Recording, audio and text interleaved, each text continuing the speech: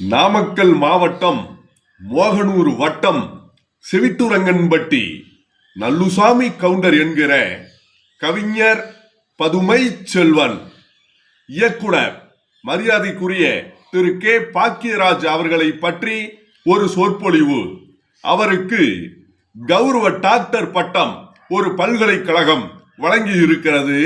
அது சம்பந்தமாக பேஸ்புக் ஊடகத்தின் மூலமாகவும் யூடியூப் ஊடகத்தின் மூலமாகவும் கவிஞர் பதுமை செல்வன் ஒரு சொற்பொழிவு செய்கிறேன்.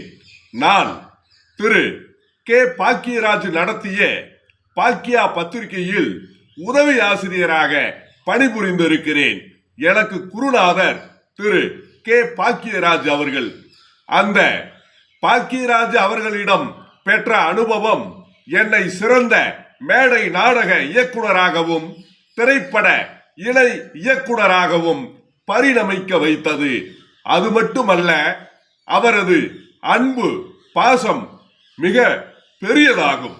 திரு பாக்கியராஜ் அவர்கள் யாருக்கும் ஒருபோதும் ஒரு நேரமும் ஒரு துளியும் துரோகம் செய்தவர் அல்ல, நன்மைகளே செய்தவர்.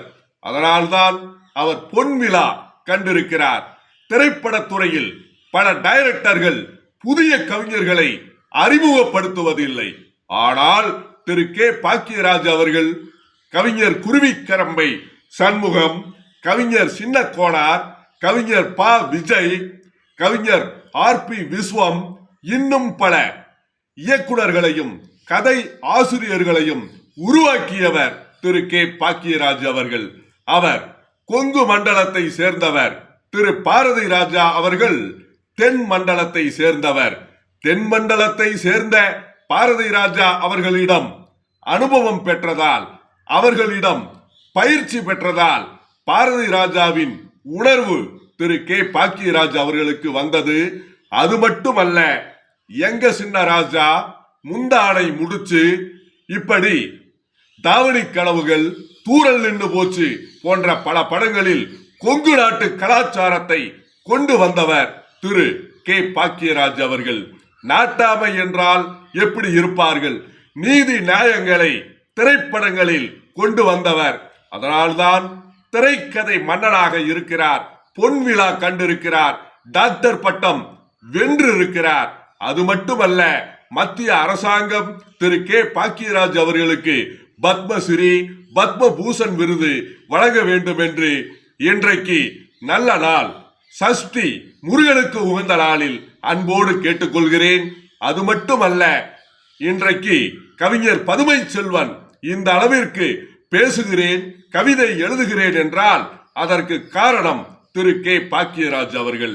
அவர் மட்டுமல்ல, எனக்கு கவிஞர் முத்துலிங்கம், கவிஞர் வாலி, இப்படி பல கவிஞர்கள் எனக்கு உதவி புரிந்திருக்கிறார்கள்.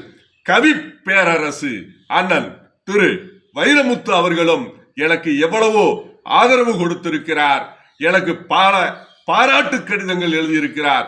பல பாராட்டு கடிதங்கள் எழுதியிருக்கிறார்.